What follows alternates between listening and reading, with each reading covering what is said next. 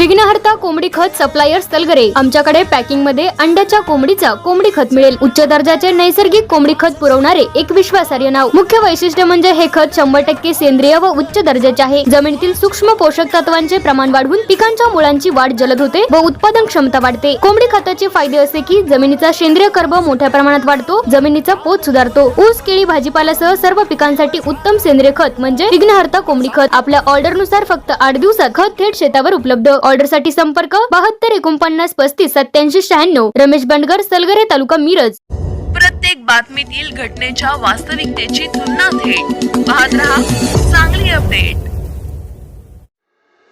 मिरज तालुक्यातील बोलवाड येथे रस्त्याकडेला बसलेल्या वृद्ध व्यक्तीला स्विफ्ट कारने जोरात धडक दिल्याने सदर वृद्ध व्यक्तीचा मृत्यू झाल्याची घटना घडली आहे। या घटनेची नोंद मिरज ग्रामीण पोलीस ठाण्यात झाली आहे। पोलिसांनी या प्रकरणी अज्ञात वाहन चालकाविरुद्ध गुन्हा दाखल केला आहे। अपघातानंतर वाहन चालक अपघातग्रस्त व्यक्तीस कोणतीही मदत न करता पोलिसांना माहिती न देता घटनास्थळावरून पळून गेला आहे। मिरज ग्रामीण पोलीस वाहन चालकाचा शोध घेत आहेत। मिरज बोलवाड रोडवरील बोलवाड फाटा येथे दिनांक 11 जून रोजी 11:30 वाजण्याच्या सुमारास हा अपघात झाला। सुरेश सदाशिव पाटील, वय वर्ष 61, राहणार आडवा रस्ता बोलवाड असे मयत वृद्ध व्यक्तीचे नाव आहे।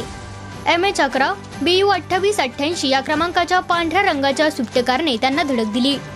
या प्रकरणी मयत पाटील यांची मुलगी सुजाता सुजित मोरे, राहणार सुभाष नगर यांनी पोलिसात फिर्याद दिली आहे।